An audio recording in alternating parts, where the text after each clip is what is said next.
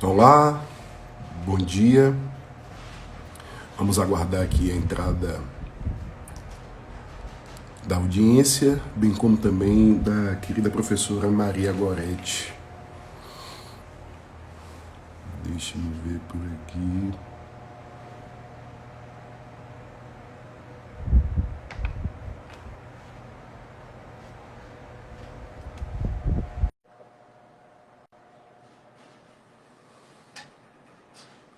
Olá, mais uma vez, bom dia. Estamos aguardando aqui a entrada da querida professora Maria Goretti. Vamos discutir hoje sobre o livro A Verdade Jurídica nos Processos de Tráfico de Drogas, da editora De Plástico, essa obra aqui magnífica, que é uma pesquisa empírica da professora Maria Goretti, ela que é socióloga. Vamos aguardar aqui então mais um pouco, para que a gente possa aí dar início a esse debate que eu tenho certeza que será muito profícuo. Olá, Luísa. Olá, Eduardo. Bem-vinda, professora Goretti. Olá. A câmera está invertida. Pronto, Esse é um problema do nosso Instagram. Professora, que bom revê-la, né? prazer. Esse é o nosso reencontro, né? A gente já esteve junto em outra oportunidade, gravando um podcast. Infelizmente, hoje, a professora Fernanda Moraes, querida amiga, que é defensora aqui da Bahia, não vai poder participar.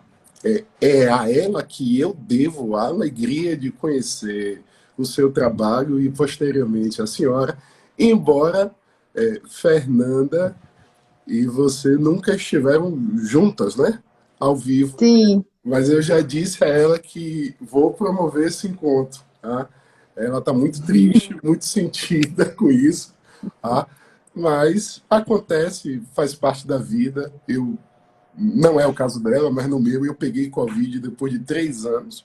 Né? Agora já estou recuperado, mas ainda em resguardo para evitar a transmissão do vírus. Então essas coisas acontecem. Como vai? sim. Aqui também a gente teve uma série de resfriados e tal. Acho que a mudança do tempo, tudo isso acaba afetando, né? Vai dificultando. Mas esses desencontros acontecem para que novos encontros sejam possíveis também no futuro. O tema de hoje, para quem aqui nos acompanha e para quem vai assistir depois no YouTube do IDI Instituto, é da maior relevância. Né? De acordo com os dados do Infopen de 2019, mais de 20,28% da população carcerária está presa em razão do tráfico de drogas. Se a gente fizer um recorte aí de gênero, quase 51%, 50,94% das mulheres presas estão presas por conta de delitos relacionados à lei de droga.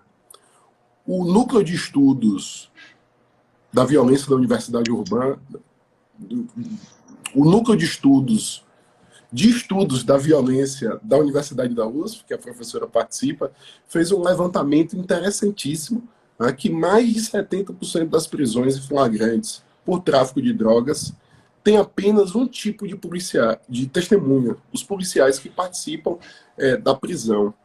Em outra pesquisa do querido professor Saulo Matos, também sobre tráfico de drogas, também uma pesquisa empírica, ele levanta, professor, um dado daqui da Bahia. Ele analisou mais de 440 manifestações do Ministério Público sobre inquéritos policiais relativos ao tráfico de drogas, e ele chegou a um número de que 80,41% das manifestações do Ministério Público ao receber esses inquéritos são denúncias. Tá? O que demonstra uma orientação do sistema para a prevalência do oferecimento da denúncia nesses casos, sobretudo porque o artigo 16 impõe ao Ministério Público que ele só poderá requerer a devolução para diligências à autoridade policial nos casos em que for imprescindíveis para o oferecimento da denúncia. Há um claro aí direcionamento do Ministério Público para o oferecimento da ação penal, embora nem sempre se tenham ali todos os elementos que dê tranquilidade ao promotor, que essa é a medida mais correta, a medida mais adequada, a medida que tem a possibilidade, inclusive jurídica, de prevalecer. Então, fica ali de mãos atadas, tá? Uma orientação no sentido de que, tendo os elementos mínimos ali a configurar a justa causa, o caminho necessário é o oferecimento da denúncia, vetando ali o promotor de justiça requerer novas diligências, melhorar aquela investigação, os elementos de prova.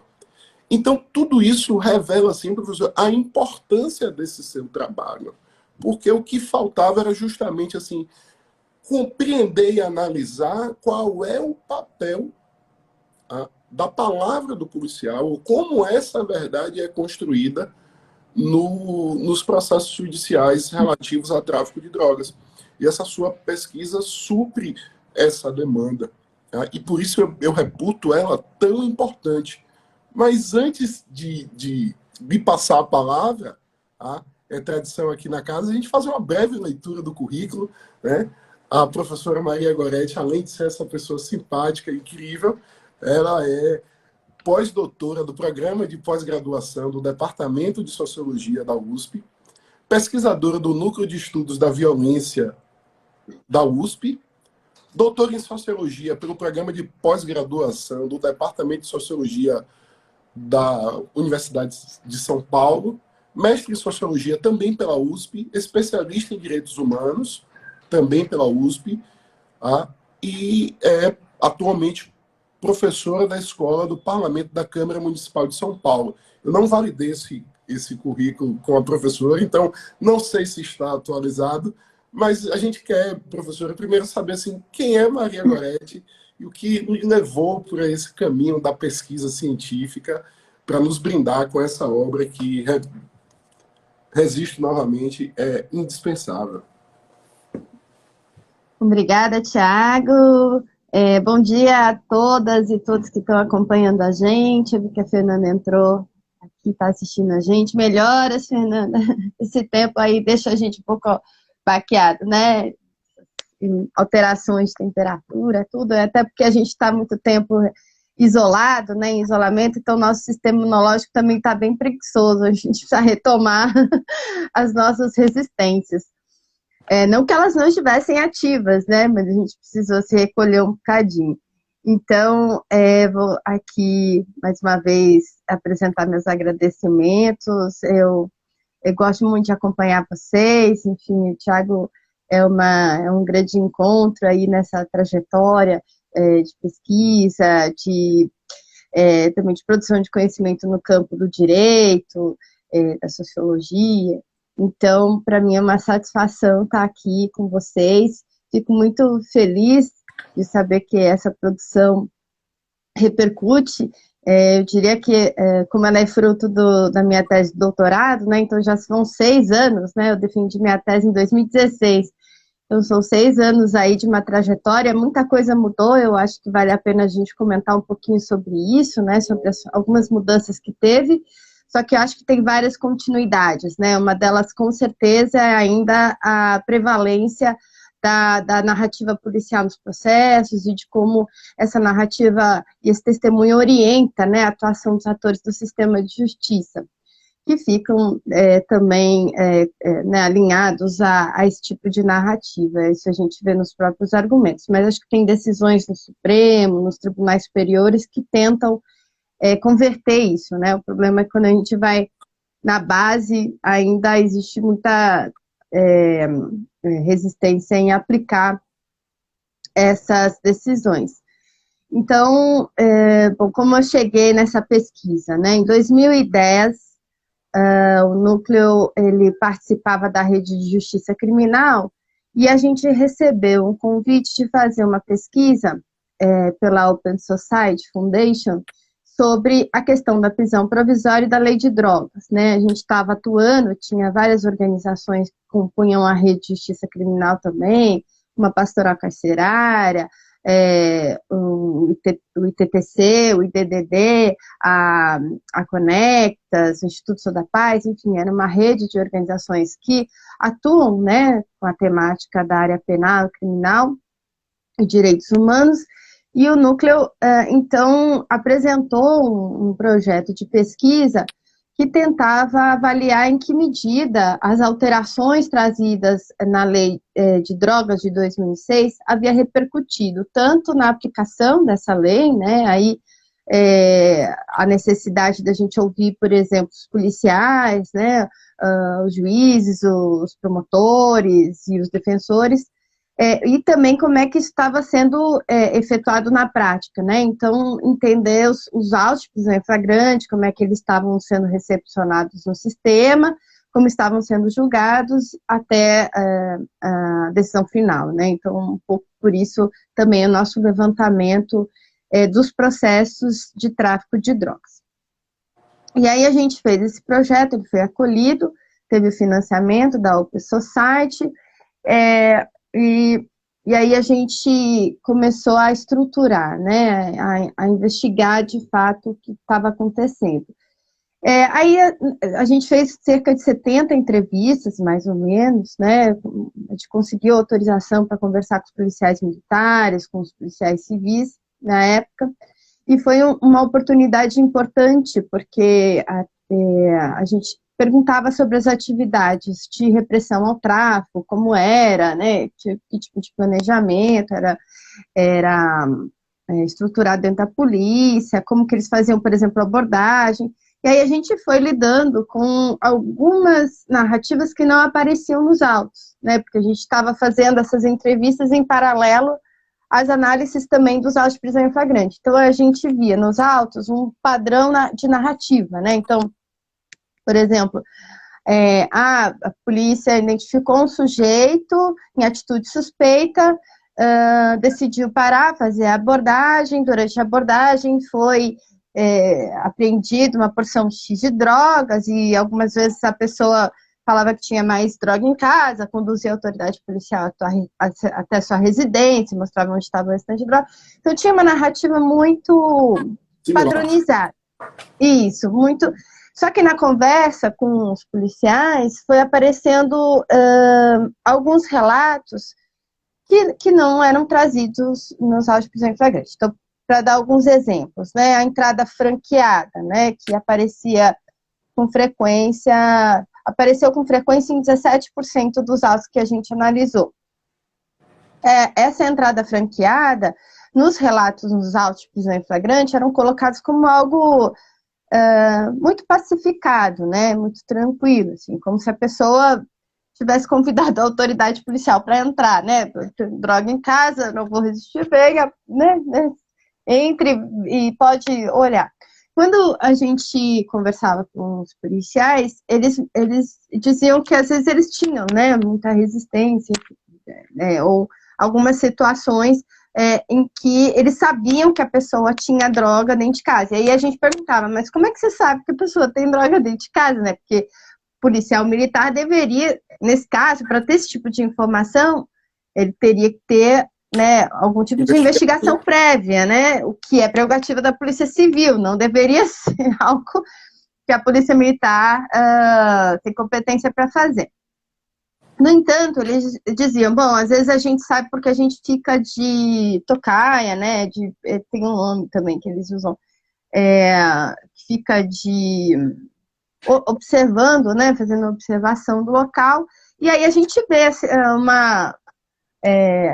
o ambiente está estranho e tal, então a gente acaba fazendo a incursão, entra na casa da pessoa tal, e identificando que tem drogas. Ou então, muitas vezes o P2, né, que é o grupo da polícia militar, uma polícia velada, né, que não anda uniformizada, ela é uma parte da polícia que faz um papel, digamos, de inteligência, né, que faz a apuração de alguns casos, como se fosse investigativa, só que eles não identificam assim, porque senão há uma colisão com a atividade da polícia civil, né, então o P2 muitas vezes fazia algum tipo de investigação e aí passava a informação para a polícia que fazia o flagrante, né? Então, existia também outros fatores, e isso não aparecia nos autos, né? A gente não sabia, por exemplo, nos casos de denúncia anônima, como essa denúncia anônima chegou, porque você não tem registro disso nos autos. O fato de dizer que foi denúncia anônima já legitimava o fato do policial entrar na casa da pessoa e tudo mais, né? Então, a gente foi se deparando com esses relatos que não apareciam aí nos processos. E outra questão que chamava muito a nossa atenção era justamente a prevalência da narrativa policial, né, e o quanto ela sustentava condenações muitas vezes frágeis, né, muitas vezes amparadas só nessa narrativa, em alguns casos até contraditória, e aí é isso, né, quando a gente assistia, porque a gente também assistiu às audiências de instrução e julgamento, aí a gente via, por exemplo, o juiz tentando dar uma ajudinha, né? Então, o policial esquecia. Então, mas aqui no inquérito o senhor falou que tinha tantos quilos de maconha e tal. Prática... Alô?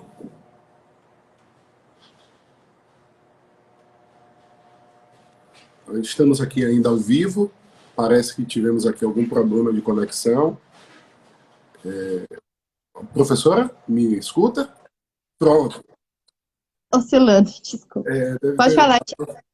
Oscilado aqui. E é frequente essa situação de até se ler o boletim de ocorrência para os policiais antes da audiência.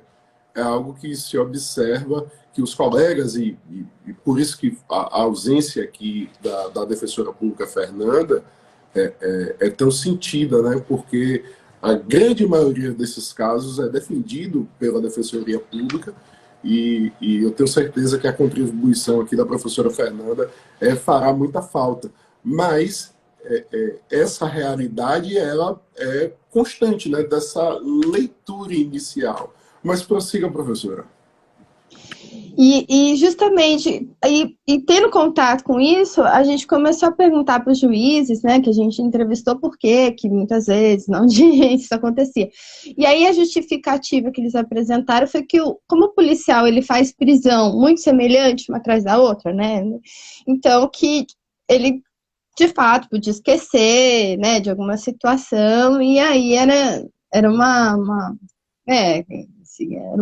tentavam fazer uma leitura compreensiva da posição do policial, né? Então, ou então situações como às vezes parecia que o policial assumia um papel de perito ali na audiência, né? Então, o juiz perguntava, mas como é que ocorreu o flagrante, né, como se deu a abordagem, e aí o policial falava assim, olha, aquele território é uma região de tráfico, de constante comércio, a gente faz várias prisões ali, então é local conhecido como ponto de drogas, porque a gente sabe identificar o tipo, né, embalamento, então esse conhecimento, né, tanto que na tese eu tentei trabalhar um pouquinho melhor com isso, né, esse saber policial, ele é muito mobilizado, né, pelos operadores do direito, pelos atores do sistema, para sustentar os argumentos, né, então é o policial que está lá na ponta, é ele que sabe quem é o traficante, né, então eu tenho que confiar nesse saber policial, porque é um saber prático,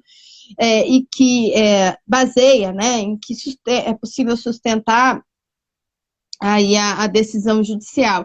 Então, existe uma valorização desse, digamos, saber policial, né, desse saber que o juiz não teria, né, que, portanto, precisa recorrer a esse saber policial. Então, a partir desses elementos, eu pensei em elaborar, então, né, o meu projeto de doutorado, focando mais em aprofundar sobre essa questão da presumida veracidade, né, do policial, de como essa narrativa se mantinha, apesar, às vezes, das contradições e tudo mais. E um outro cenário importante, né, que aconteceu aí foi a audiência de custódia, né, então, com a audiência de custódia, isso permitiu, né, então, antes o que acontecia, né, o juiz recebia os autos, né, ele lia as peças, na maioria das vezes ali não consta nenhuma declaração da pessoa presa, porque ou ela não teve oportunidade de falar, ou ela não quis falar de fato, quer dizer, isso é algo que a gente não sabe como acontece na delegacia, né? Mas não consta, então é difícil a gente saber o ponto de vista de quem sofreu a prisão, né? A gente tem o ponto de vista de quem fez a prisão, de quem realizou e efetuou o flagrante. Então, com a audiência de custódia, isso nos permitiu ouvir a versão de quem é preso, né? Então, para a tese, eu consegui ter esse acesso, né? Com a implementação das audiências de custódia aqui em São Paulo, eu conseguia acessar essa narrativa que não estava presente antes nos autos de prisão em flagrante. E aí começou a aparecer. Exato. E quais foram, professores, assim, porque muito me interessa também a questão metodológica da pesquisa empírica, que é algo que ainda é muito carente, tá, no ramo do direito, tá, sobretudo aí nas ciências criminais, essas pesquisas empíricas, porque elas dão um ferramental muito importante para quem está atuando. Então, eu queria que a professora falasse um pouquinho sobre a metodologia da pesquisa e nos brindasse aí com os achados dela. Eu usei o material, né, que a gente coletou na pesquisa do NEV, então, além das 70 entrevistas, 900 autos de prisão em flagrante, 600 decisões, né, judiciais, a gente fez uma análise de fluxo do sistema de justiça, né, que é tentar acompanhar o percurso do processo ao longo do sistema, né, então ver aqueles que foram arquivados, qual a motivação do arquivamento, aqueles que foram denunciados, qual o argumento, né, para denúncia, qual foi a alegação da defesa, qual foi a alegação da acusação, e qual foi a decisão do juiz, enfim, como é que se deu a audiência. Então, a gente teve o que a gente poderia dizer de uma análise documental, né, então essa baseada na tramitação do processo. A gente teve a pesquisa de campo, né, que foi assistir a audiências, então na pesquisa do NEV, a gente assistia às audiências de instrução e julgamento, como ainda não tinha audiência de custódia, né, esse estudo acabou se baseando mais nessas audiências. Na tese, eu consegui fazer tanto o acompanhamento da audiência de custódia, quanto da audiência de instrução e julgamento, então eu conseguia, além de ter acesso aos processos, né, aos autos, eu conseguia acompanhar, selecionar alguns desses casos para acompanhar as audiências. Então, eu acompanhava as audiências de custódia e depois acompanhava como é que se dava a audiência de instrução e julgamento, porque para mim também interessava saber que elementos da audiência de custódia eram mobilizados nessa audiência de instrução e julgamento ou não, né? Então, o meu material, meu universo empírico, né, o meu corpus empírico, correspondeu não só esse material já coletado na pesquisa do NEF, mas uma atualização dele a partir da audiência de custódia. E aí, registro de campo, né, meu diário, enfim, notas e notas, chegar em casa, transcrever tudinho. Então, foi uma experiência muito instigante, ao mesmo tempo que foi importante também acompanhar o processo de implementação da audiência de custódia, ver como isso estava se dando. Então, esse foi o material que embasou aí a tese. Mas analisando, né? Pronto. Eu iria dizer que antes da nossa queda, da nossa interrupção, a senhora estava falando justamente da importância da audiência de custódia para essa observação. Sim, porque daí eu pude acessar, né, essa narrativa das pessoas que eram presas e ter acesso a outros tipos de narrativa que não estavam presentes nos autos e não estavam presentes nas entrevistas com os policiais, né, porque eu não tinha essa outra perspectiva, né, de quem sofreu a prisão. E nas audiências de custódia apareciam, por vezes, versões contraditórias da polícia, né, então era comum falar de flagrante forjado, ou uso da violência para entrada na casa, né? Então aquelas narrativas de entrada franqueada eram de certa forma confrontadas com uma narrativa de violência, né? E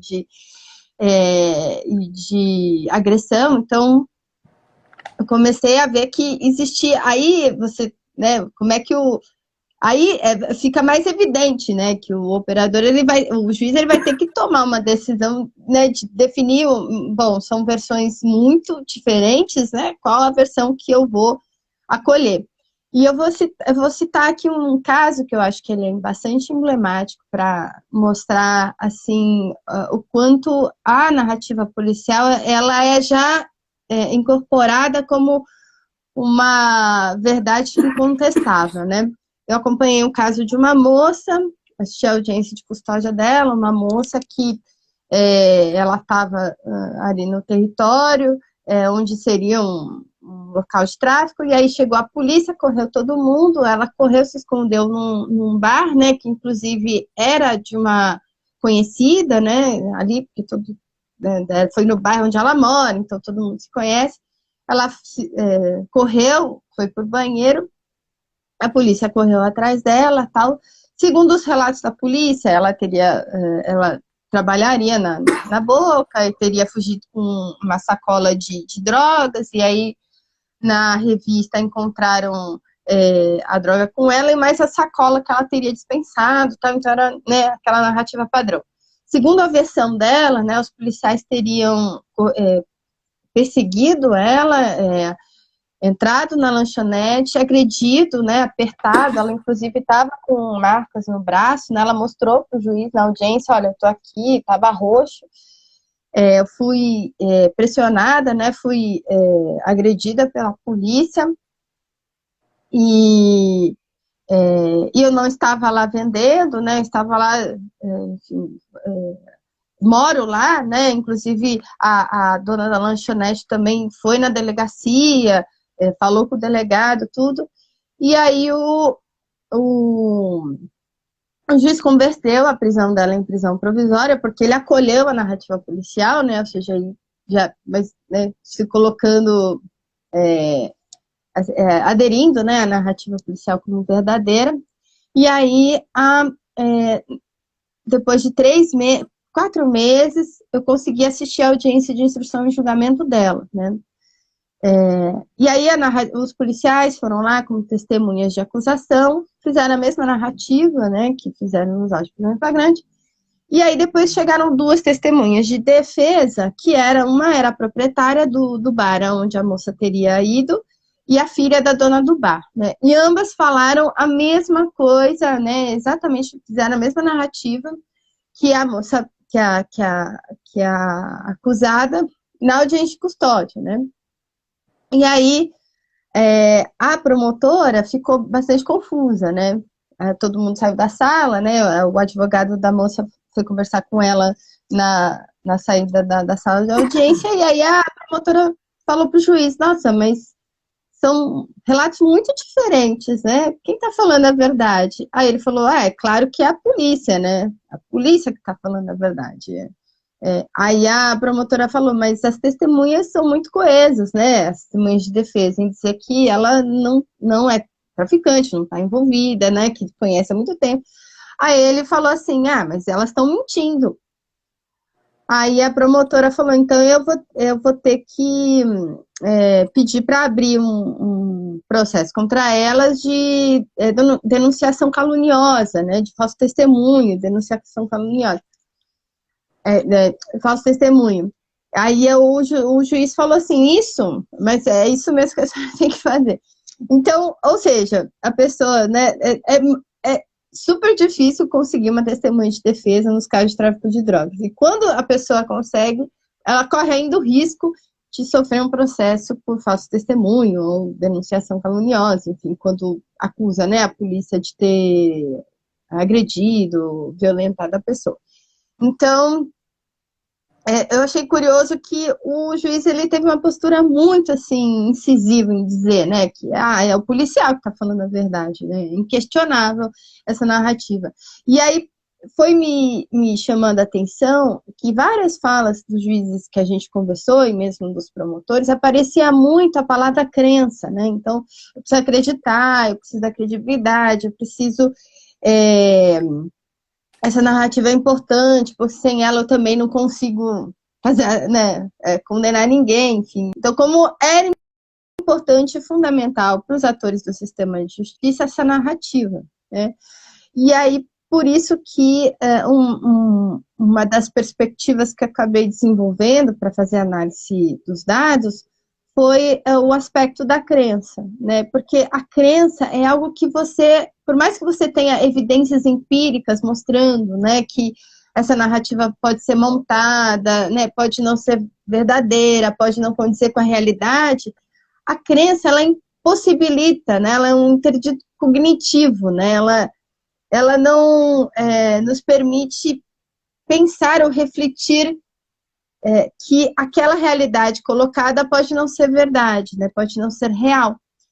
E aí eu comecei a trabalhar um pouco com essa ideia de crença. Eu até usei uma classificação aqui,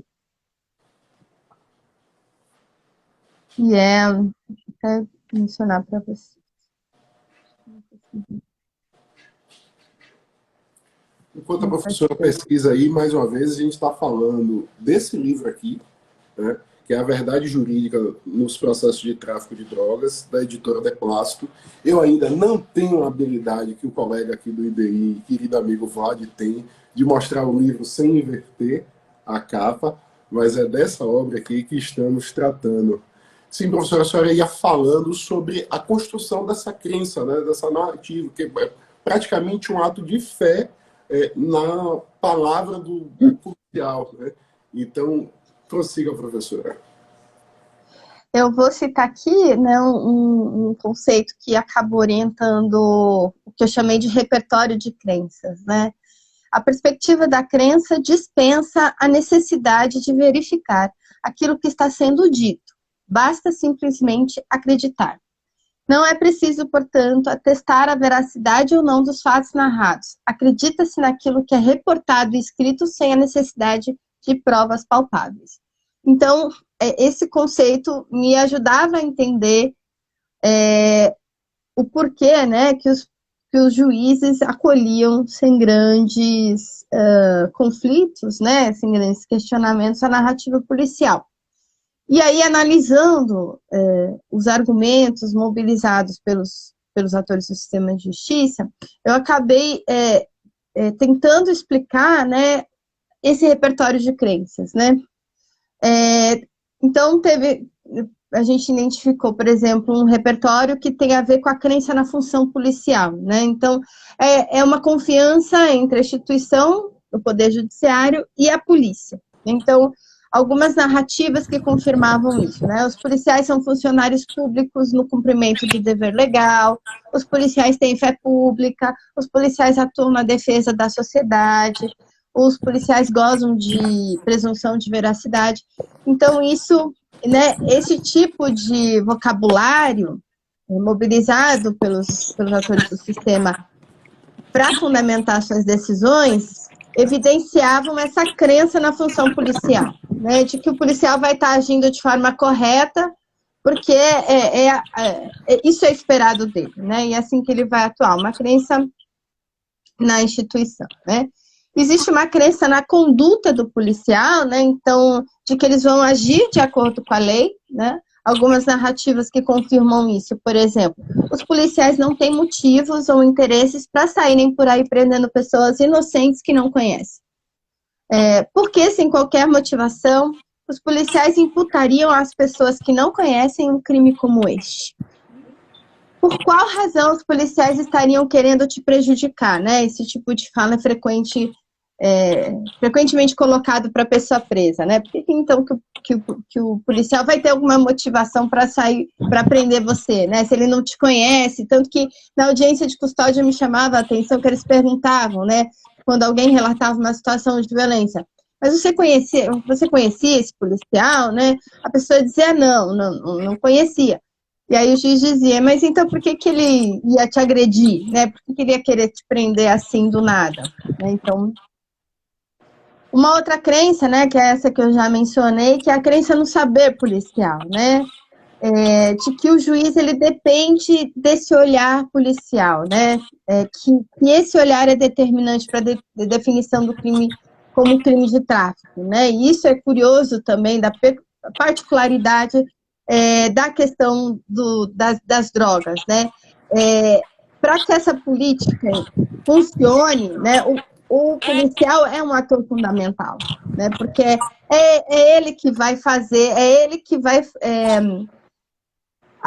efetivamente atuar para a repressão, né, desse tipo de, digamos, desse tipo de delito, né? E quem vai classificar na ponta, né?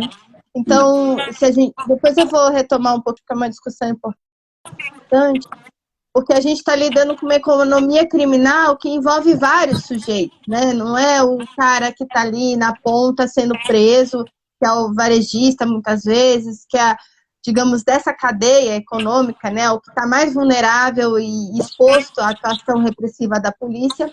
Mas você tem outros atores, né? Você tem pessoas de várias classes sociais, né? Inclusive pessoas que fazem parte do próprio setor do Estado, né? Então, como essas pessoas são intocáveis por essa repressão a drogas, né? Então, como essa política ela é em si seletiva, né? Ela já é por si própria seletiva, né? É próprio dessa política ser seletiva, porque uma vez eu estava fazendo a exposição da pesquisa num curso, e aí eu não sabia que um dos alunos era policial, né? E aí ele me questionou, mas quando a senhora fala que a polícia é seletiva, e que ele vai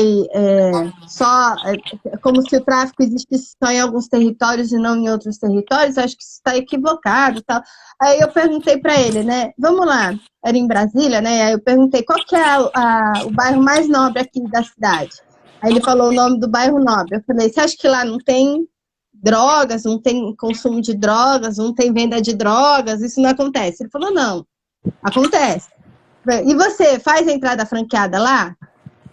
Não, mas lá é diferente. Lá, né, de um mandato. Lá eu preciso. Isso não é seletivo? Porque se o mesmo crime que acontece em certos territórios acontece em territórios de classe nobre, digamos assim, né, em bairros nobres, por que você entra nesses territórios né, sem mandato, sem nada, em alguns você precisa apresentar? Isso não é, né, isso não faz parte de uma política seletiva. E aí depois, no final, ele veio conversar comigo, disse que queria até sair da polícia, que estava fazendo direito, que enfim. Mas para a gente ver, né, assim, como que o naturaliza, normaliza esse tipo de política na cabeça deles, porque para eles, aqueles territórios que eles ostensivamente atuam, que são geralmente os territórios mais precários, né, socialmente mais precários, é o que ele atua, e eles imaginam que é lá que está o tráfico, quando na verdade você tem uma cadeia econômica que envolve uma série de sujeitos para acontecer, né? Porque como é que você traz drogas, como é que você mobiliza, né, uma mercadoria dessa se você não tem muito dinheiro para investir, né? Você precisa ter um grande capital para fazer investimento disso, né? Então, como essa política ela é em si seletiva. E esse saber policial, né, que se baseia muitas vezes a decisão do juiz, ele é nesse saber prático, né? Então, justamente é esse saber prático do policial que está, né, direcionando, né, essa atuação na política de drogas. Mas é isso, né? Essa política ela já é seletiva e voltada a certos grupos sociais, a certos segmentos, né, mais vulneráveis à atuação ostensiva. Então, para exemplificar, né, como que esses argumentos da crença do saber policial aparecem. Então, alguns dos argumentos que aparecem nas decisões. Os policiais sabem quem é traficante, os policiais têm as suas técnicas para realizarem os flagrantes, os policiais têm mecanismos para conseguir a confissão, né, os policiais sabem onde tem a biqueira, então, quando ele diz que prendeu o sujeito nesse local, é difícil acreditar que o cara não está envolvido no tráfico, né? Uma outra crença que acaba corroborando, né, e intensificando, né, tem esse quadrinho, exemplifica, que tem os relatos, né? Porque eu trabalhei com o conceito do Wright Mills, um sociólogo Wright Mills, que é vocabulário de motivos, né? É aquilo que é apresentado no argumento como válido, né? Então, aquilo que se apresenta e justifica a ação dos sujeitos. Então, eu extraí o que eu identifiquei como esses vocabulários de motivos para entender o que sustentava esses argumentos, né, para esses sujeitos. E aí um deles é esse, né, o preso vai mentir. Então, existe uma grande crença que passa, né, por isso, pelo cenário, enfim, de que o acusado sempre vai mentir para se proteger, para se defender, né? Então, por exemplo, narrativas como, o réu pode mentir, se você cometeu o crime, né, por exemplo, algumas indagações que os juízes faziam às pessoas quando elas diziam que não eram traficantes ou que eram só usuários, né? Aí o juiz dizia assim, se você não cometeu o crime, por que ficou em silêncio na delegacia? Por que veio negar aqui no momento da audiência? Você deveria ter falado isso na delegacia e não aqui. E aí inverte essa questão, né? O silêncio, ao invés de ser um direito, né, ele acaba sendo um elemento que amplia a desconfiança do juiz com relação à pessoa presa, né?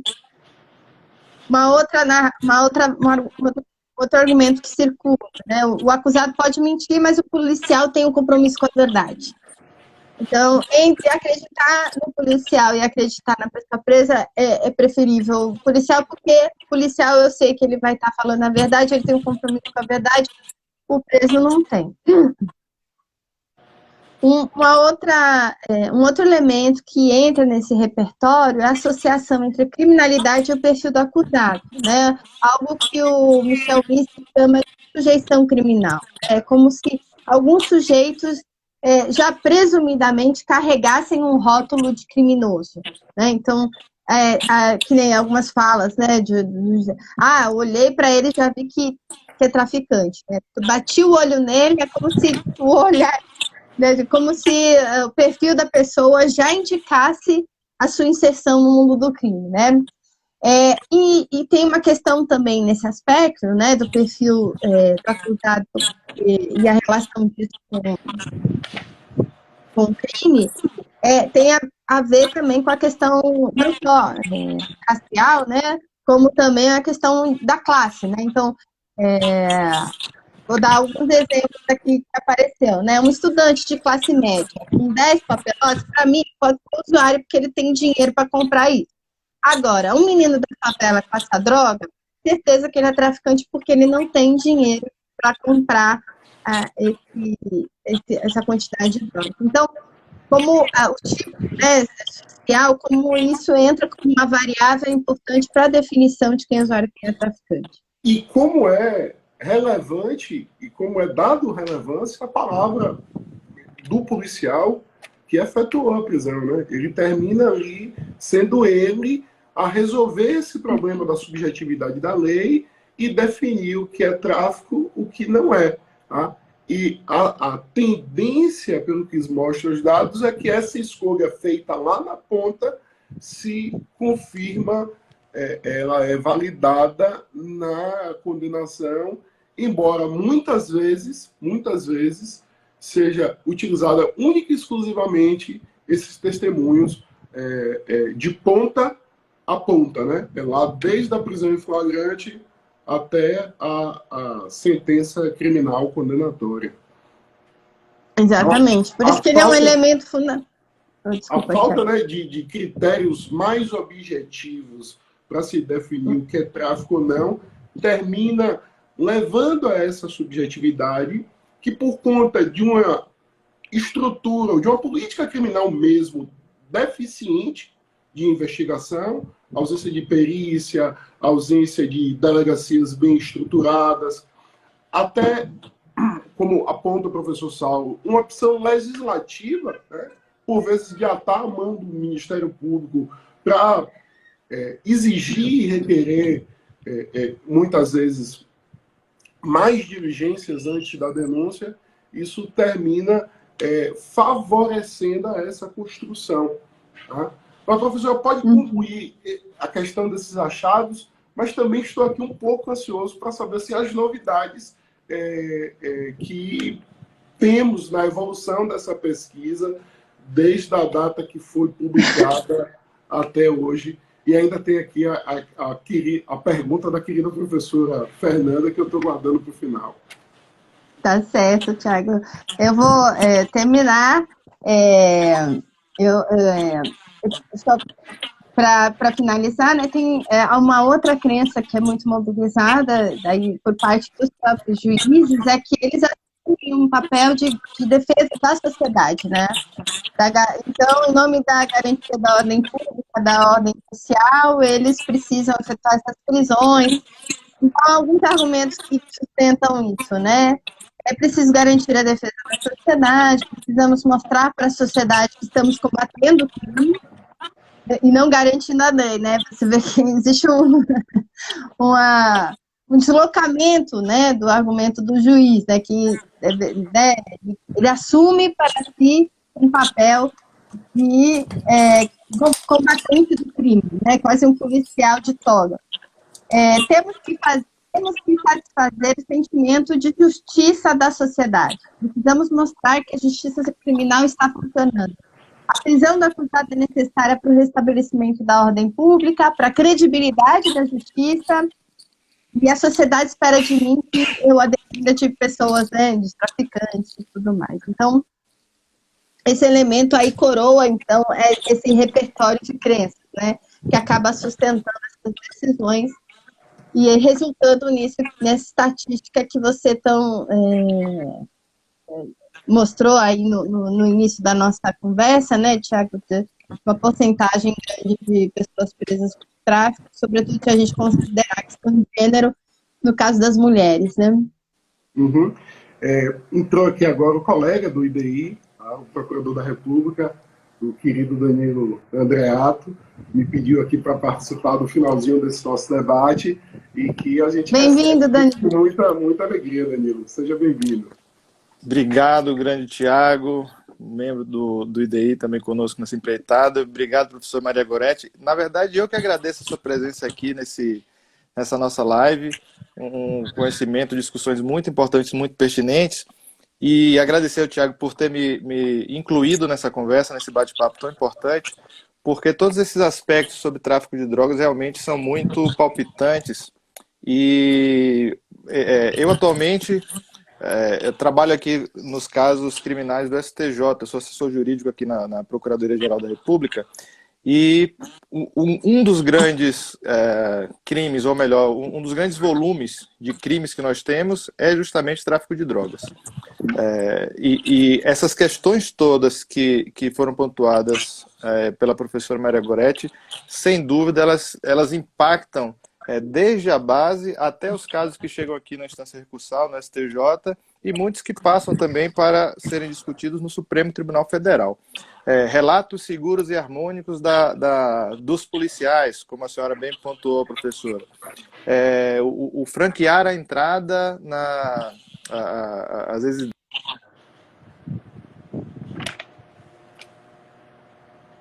a droga... Conexão? Pela... Oi? A conexão deu uma falhada aqui, pelo menos para mim. Falhou? Me ouvem bem? Agora sim. Agora sim. Ah, perfeito. Quando não, a entrada na casa é autorizada pela genitora da pessoa que está ali sendo presa ou suspeita de certos atos. Atitude suspeita, esse conceito indeterminado, quase que uma cláusula geral que existe em certos depoimentos. Isso nos dificulta muito o trabalho. E eu queria saber da senhora, se for possível, e o Thiago me permitir, como é que a senhora tem visto, já falando dessas novidades, esse movimento dos últimos tempos, com relação ao posicionamento do STJ frente a essas questões? O STJ mudou o seu entendimento, capitaneado ali pela sexta turma. O ministro Rogério Schietti tem sido muito, muito crítico e intensificado bastante essa compreensão de que é preciso que os atores do sistema de justiça desempenhem suas funções da maneira mais equilibrada possível, porque ali nós não estamos lidando apenas com número de processos, com volumes de casos, mas sim com vidas de pessoas, né? E são pessoas queridas de alguém, sobretudo. Então é preciso que a gente pense que há um caso sério, importante, cuja vida de alguém está para ser decidida a partir de como esses atores jurídicos se comportam no processo. Então eu gostaria de saber da senhora como a senhora vê esse movimento que o STJ tem feito, especialmente, sobretudo, a partir dessas atuações do ministro Rogério Schietti, mas que não é um movimento isolado por parte dele, mas que é uma voz muito eloquente que nós temos nesse nosso sistema de justiça. Sem dúvida, essas decisões são importantes porque elas criam, né, esses, digamos assim, acaba trazendo uma questão para os juízes de que eles precisam se atentar à legalidade e que é importante garantir essa legalidade, né? Então, a ação policial em combate, né, supostamente a um crime, ele não está acima do policial agir de forma correta, né? Então, entrar na casa de uma pessoa exige uma série de regramentos, né? Porque existe um artigo na Constituição que diz que a casa, né, a residência da pessoa é um asilo inviolável, né? Então, a gente tem instrumentos legais que viabilizam um processamento, né, dentro das normas que o policial poderia agir para, assim, não macular a sua atuação, a sua abordagem, né? Então, por exemplo, o argumento de crime permanente como fundamento para entrada na casa das pessoas, né? Bom, esse é um crime permanente, né? Pede um mandado de prisão, né? Pede um mandado de busca e tenta fazer essa apuração, né? De uma forma legal, né? Então, por que esses procedimentos, né, esses ritos legais que garantem um processo de forma mais garantidora de direitos, né, não pode ser feito pela polícia, né? Por que a polícia pode agir de forma contrária, né, ao que seria esperado de uma atuação dentro das normas legais, para combater o crime, né? Então, vale tudo, né? Então, eu acho que é importante essas mensagens que as decisões dos tribunais superiores passam para os juízes, porque é justamente colocar o seu papel de garantidor, né? De quem tem que avaliar a atuação, não só a prisão, mas a atuação do policial que efetuou essa prisão, dentro da legalidade. Porque, de fato, enquanto os juízes continuam aderindo a uma atuação do policial que permite arbítrios, dificilmente esse policial vai mudar sua conduta, porque todo mundo já está acomodado nesse tipo de atividade, né? Ela foi normalizada, tanto que o próprio reconhecimento da violência por parte dos juízes é difícil, porque para eles, muitas vezes, o fato policial bater, agredir a pessoa, jogá-la no chão, fazer uma série de agressões é justificável porque o policial precisou usar de, entre aspas, violência moderada. Então, ele tolera esse tipo de violência contra a pessoa presa porque ele acha que existe um bem maior que está sendo protegido, né?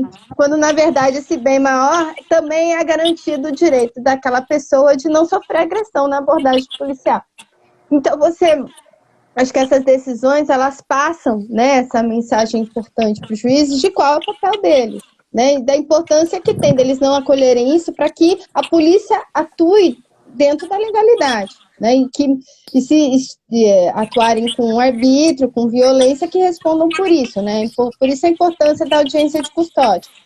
E justamente, a lei, acho que o que teve de novidade, né, nesses 6 anos, além da audiência de custódia e das decisões dos tribunais superiores com relação à diligência dos juízes, a como a polícia atua na repressão ao crime,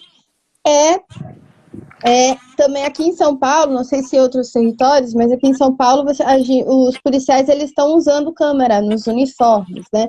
Então é muito interessante porque esse traz um outro elemento, se a pessoa fala que apanhou e tal, isso pode estar registrado, né, nessas câmeras, né? E o uso dessas câmeras tem tido um impacto importante, inclusive na redução da letalidade policial. Então, uma outra novidade, aí não na esfera legal, mas uma esfera prática, né, na esfera do dia a dia, são essas câmeras corporais, né? Então, uma pesquisa a ser realizada é saber como que essas imagens têm sido mobilizadas pelos operadores do direito para confirmar, para averiguar situações de tortura, de violência, de agressão. E isso, de fato, tem sido mobilizado. É uma pesquisa que seria o mais interessante de fazer, além, claro, de o levantamento de como as varas, né, têm ou não têm mobilizado as decisões dos tribunais superiores, porque com certeza a defesa tem usado, mas como os juízes na ponta têm atuado, né? Nas entrevistas com os juízes, eles eram bastante críticos a essas decisões, né? Diziam, estão muito distantes, estão lá nos tribunais superiores, não sabem como é aqui a base, a gente tem que ficar mais perto. Desculpa, falar.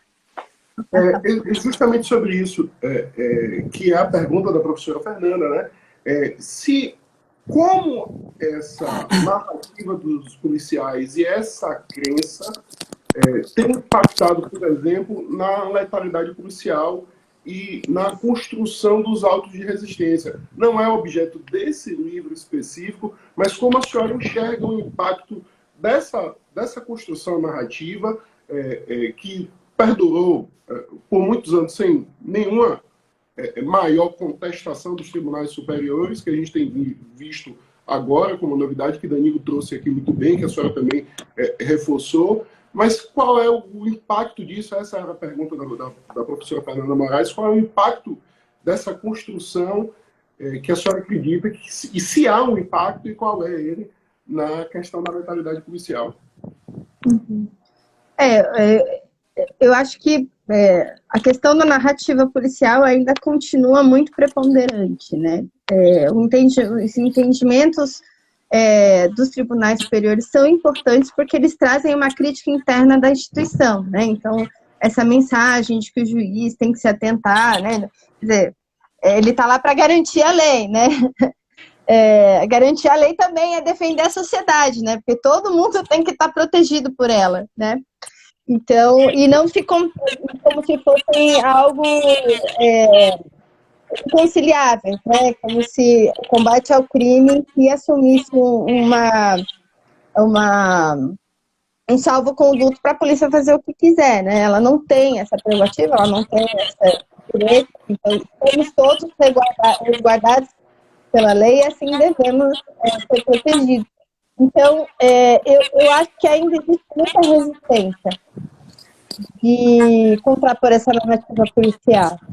Acho que o judiciário, infelizmente, alguns juízes têm assumido esse papel combativo, né? E, enfim, que acaba colaborando com essa intensificação de um processo de encarceramento que a gente tem vivido. Mas eu acho que com o tempo, né, pode ser que isso vá sendo mais incorporado, até com a mobilização desses argumentos dos tribunais superiores pela defesa, né? Então, vai se criando um ambiente de maior criticidade, né, de maior apuração dessa narrativa policial, né?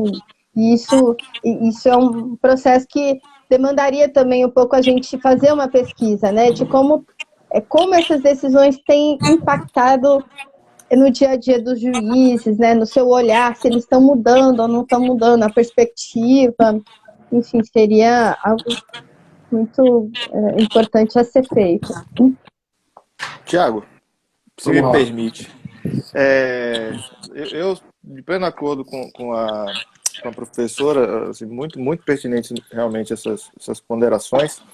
E me chama a atenção, por exemplo, quando a professora comenta sobre essas mensagens que, por exemplo, a instância superior, como a STJ, passa ao chancelar certos tipos de atuações nas instâncias inferiores. Isso é muito importante, realmente. Nós vimos há pouco tempo também uma mudança muito grande na compreensão da STJ com relação ao artigo 226 do Código de Processo Penal, que trata do reconhecimento pessoal. Reconhecimento fotográfico e reconhecimento pessoal, que antes o entendimento do STJ era de que aquilo ali que estava previsto no CPP era de mera recomendação, uma compreensão estranha, para dizer o mínimo, de que uma lei que impõe um procedimento é uma mera recomendação. Tá? E essa mudança de que não, ali não é recomendação, mas sim um rito que deve ser obedecido para que aquele determinado resultado possa ser compreendido como um resultado aceitável para um processo penal. E muito recentemente, no começo do mês passado, se não me falha a memória, houve uma distinção feita num julgado do STJ sobre esse tema, e curiosamente foi num processo que eu atuei que houve essa distinção, em que o STJ diz, olha, é possível não seguir o rito do 226, do CPP, mas numa situação excepcionalíssima em que o sujeito já conhecia aquele que está sendo reconhecido. Sim, eu trago essas informações não para a gente discutir, porque não é o foco de debate hoje, mas só para a gente compreender e perceber que não é um ponto isolado do STJ com relação a essa mudança de compreensão e buscar que tenhamos um processo penal muito mais alinhado à Constituição do que aquela mentalidade da época de quando o Código de Processo Penal foi erigido e veio à tona. E se a gente vê, Danilo, na decisão do STJ sobre reconhecimento, a importância do diálogo do direito com outras ciências.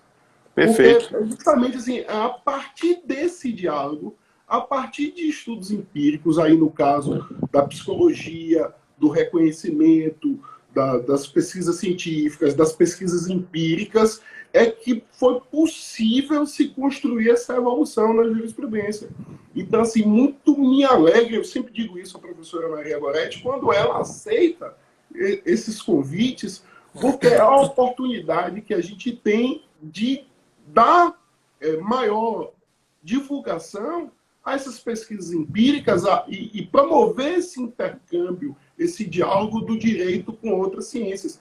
E eu, como sou calouro novato aqui no IDI, agradeço muito a oportunidade de fazer isso aqui no IDI, de poder promover esse encontro, esse diálogo. Eu acho que o Instituto ele também foi fundado para isso. É um Instituto de inovação. E esses encontros aqui são muito importantes, essas pesquisas empíricas, esse diálogo, porque o direito ele não cabe dentro de si mesmo. E quanto mais hermético ele for, menos soluções justas ele vai apresentar. Então, para ressaltar assim, mais uma vez a importância desse diálogo, dessa interlocução da academia jurídica com outras ciências. Sem dúvida nenhuma, Tiago. Inclusive, você é calouro no IDI, mas é veterano no mundo jurídico. Uma coisa que sempre me chamou a atenção, e eu gostaria de ouvir a professora Maria Goretti a respeito, a lei de drogas, a atual, que é de 2006, ela sucedeu a lei de 76, né, a 6368. E na lei de drogas atual veio aquela diferenciação entre usuário e traficante, o artigo 28, o artigo 33, etc. E no artigo 33, e vendo pela prática, professora, a senhora já comentou a respeito disso, ainda que em linhas gerais, qual é o grupo social mais afetado, né, por essa política de repressão às drogas que nós temos, não só no Brasil, né, mas no Brasil, porque é o nosso contexto. E no artigo 33, além da pena ser extremamente alta, né, de 5 a 15 anos, nós temos também uma pena de multa que necessariamente tem que ser acumulada com a pena privativa de liberdade, e essa pena de multa também é bastante elevada. Ela vai de 500 a 1.500 dias multa. Lembrando que o valor menor do dia multa é de 1/30 do salário mínimo. Se eu estiver equivocado aí, o Tiago, por favor, me corrija. Então, veja, 500 dias multa, calculado até no menor valor que ele pode ter. Para aquela porção da população que é mais afetada, né? Como é que a senhora vê isso? Esse tipo de legislação que traz, cumulado com a pena privativa de liberdade, uma pena de multa altíssima para um grupo social que acaba sendo mais afetado por esse tipo de delito. ou melhor, sendo a clientela, digamos assim, maior do sistema de justiça criminal?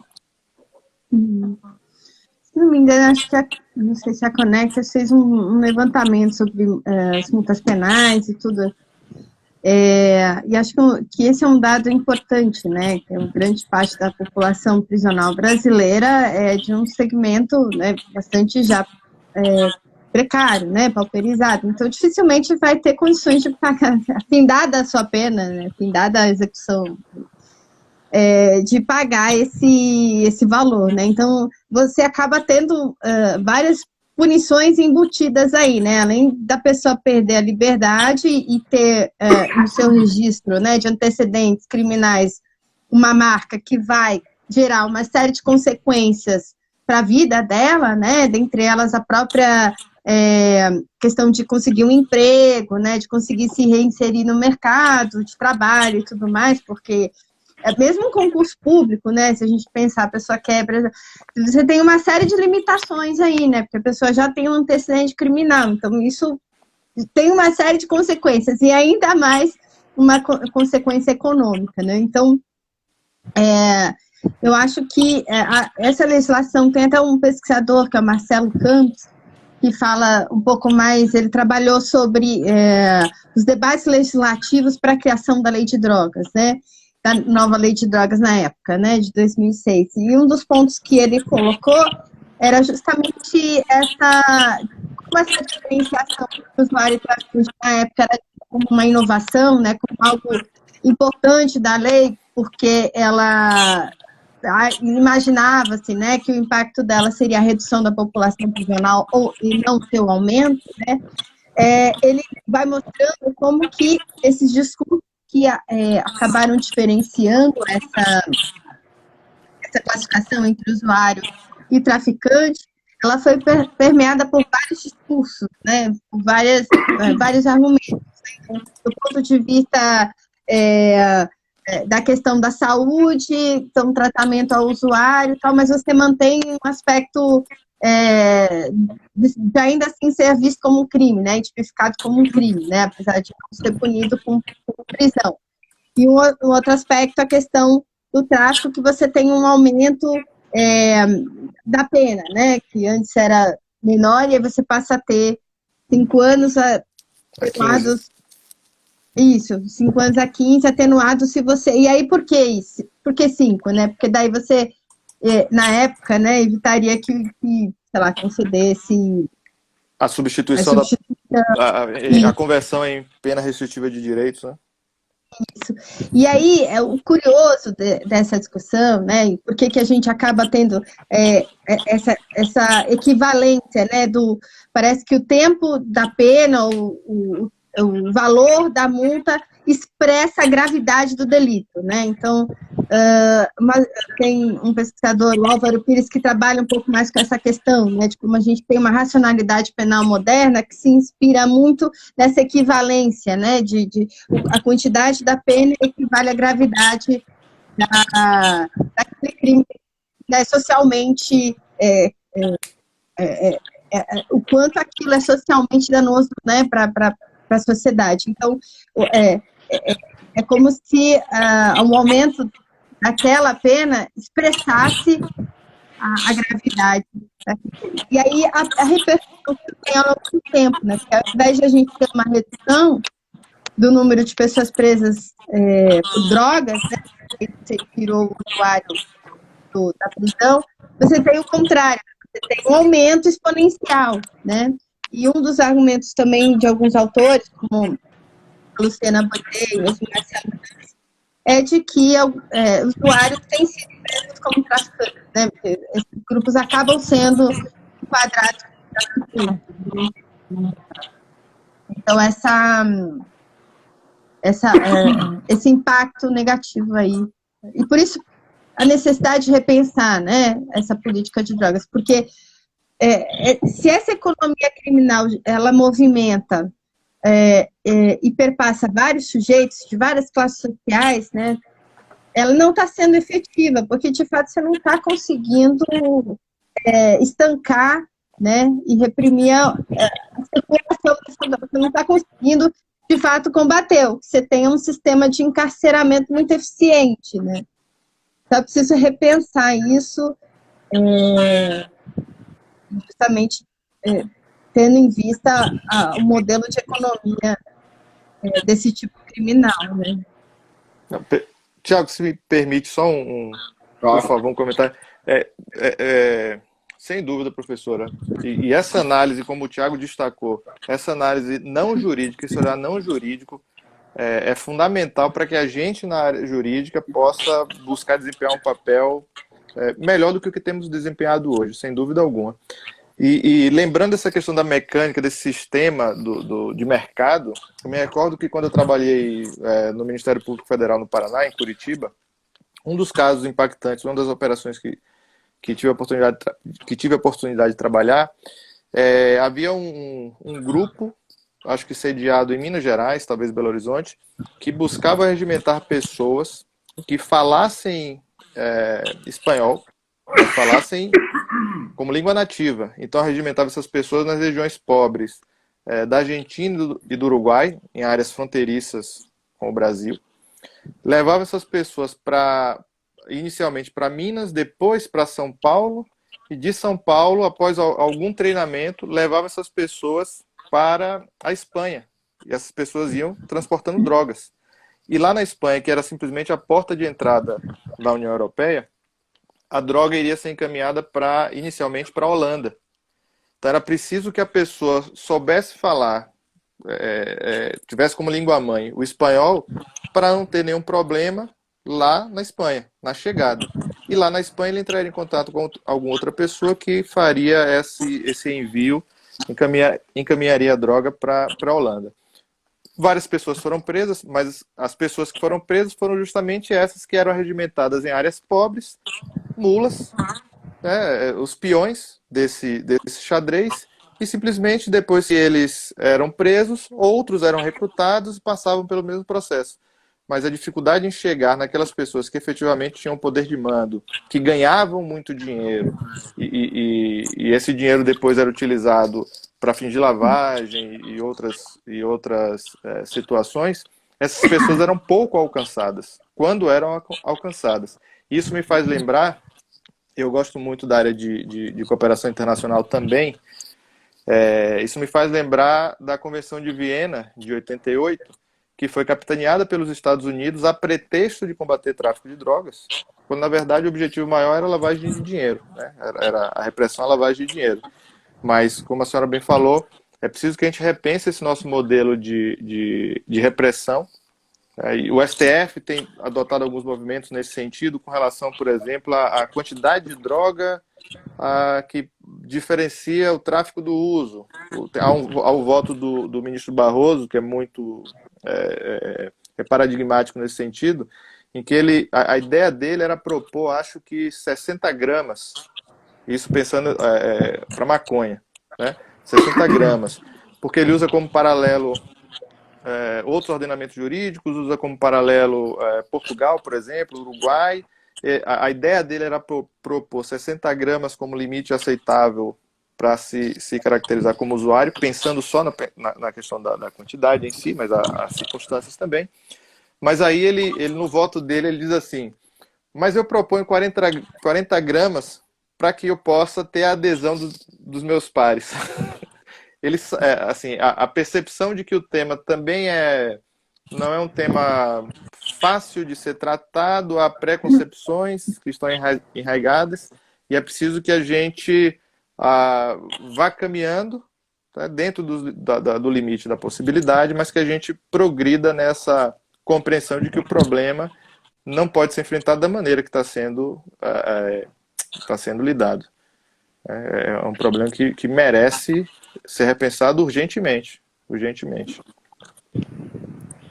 Professora, a guisa de conclusão, que por conta do adiantado da hora, tá? Agradeço demais sua disponibilidade, sua participação aqui nesse nosso encontro, nesse projeto que é o Diálogo com o Autor do IDI.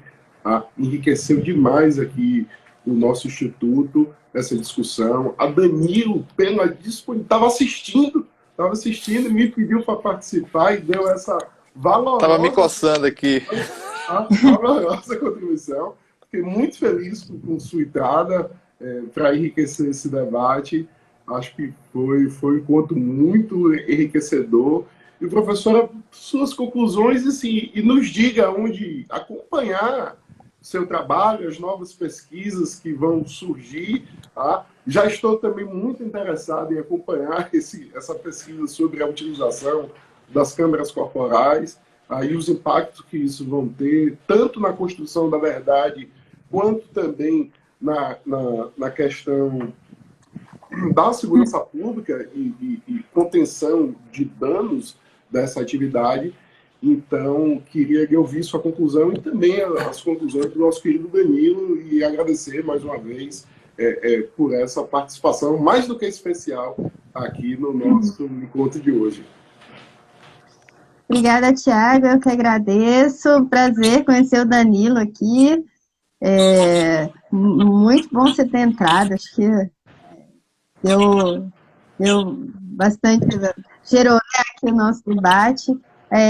Mandar um beijo para a Fernanda também, melhoras para ela, espero a gente ter a oportunidade de se encontrar em outra ocasião. E dizer que a gente está um ano de... Deve cair.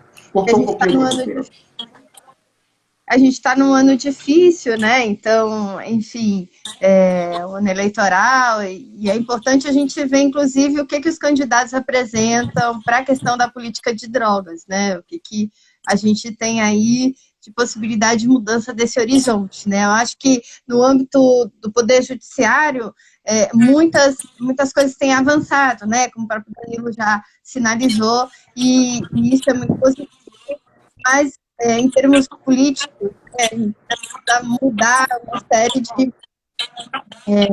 repensar uma série de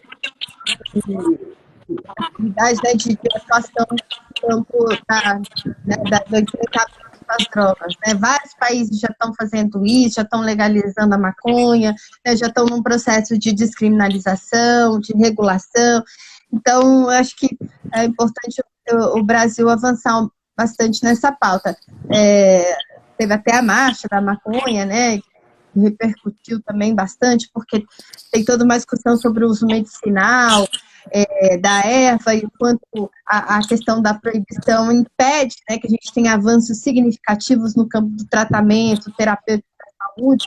Então, como a gente precisa superar tabus, né, com relação à questão das drogas, para avançar e evitar não só perda das vidas, né, mas esse encarceramento cruel que atinge um segmento já pauperizado e com uma série de precariedades, do qual o Estado deveria ter outro tipo, né, de atuação e não essa repressiva, ostensiva e violenta, né. Então, que a gente consiga avançar. Faço acho que é muito necessário a gente conseguir avançar nisso. Perfeito. E, mais uma vez, agradeço. Obrigada, estou sempre à disposição de vocês. Danilo, por favor. Eu agradeço, entrei como quase que um penetra aqui na conversa, mas assim, agradeço muito a oportunidade, agradeço pelo Tiago ter me convidado para participar, a professora Maria Goretti, uma satisfação grande poder ter conversado com a senhora, boas conversas inteligentes, são sempre muito bacanas a gente poder participar e ter essa oportunidade. Sobre o tema, a questão da verdade, tem aquele livro que na verdade é uma coletânea de palestras, né, de conferências do Foucault, A Verdade e as Formas Jurídicas. Faz algum tempo que eu li, mas se não me engano tem uma das linhas ali é sobre essa construção da verdade a partir de um controle social e da vigilância. Então é preciso que a gente tenha esse cuidado, sem dúvida alguma, fazendo esse caldo tudo que a senhora mencionou muito bem aqui para todos nós, de que por vezes o que fica provado não necessariamente é a verdade, né? A verdade pode não estar provada no processo, a verdade pode ter escapado do processo, e isso não é algo também raro de acontecer. Quem lida com o processo sabe disso, né? Enfim, agradeço mais uma vez, foi muito bacana. Foi minha estreia em live com o Thiago, inclusive, hein? Minha estreia e muito boa companhia. Muito bem acompanhado. Vão ter outras sem sombra de dúvida. Sim, vou passar a seguir a professora Maria Goretti aqui no Instagram assim que terminar a live. Já Ah, já que sigo bom. também. Vai ser Eu sigo de satisfação. volta. Tá joia, Então, ótimo. gente, muito obrigado a vocês. O IDI agradece de coração essa participação e essa live vai ficar disponível tanto aqui no nosso @IDI Instituto. Quem veio aí de outros perfis, está aqui agora, ou está vendo pelo YouTube, acesse o Instagram, busque por IDI Instituto e acompanhe aqui o nosso trabalho de divulgação de obras científicas e em breve também estaremos aí lançando cursos, então fiquem atentos aí, sigam o IDI, que já vai ter muita novidade boa, viu? Um forte abraço para vocês e muito obrigado mais uma vez. Tchau, tchau, gente. Tchau, tchau, um abraço.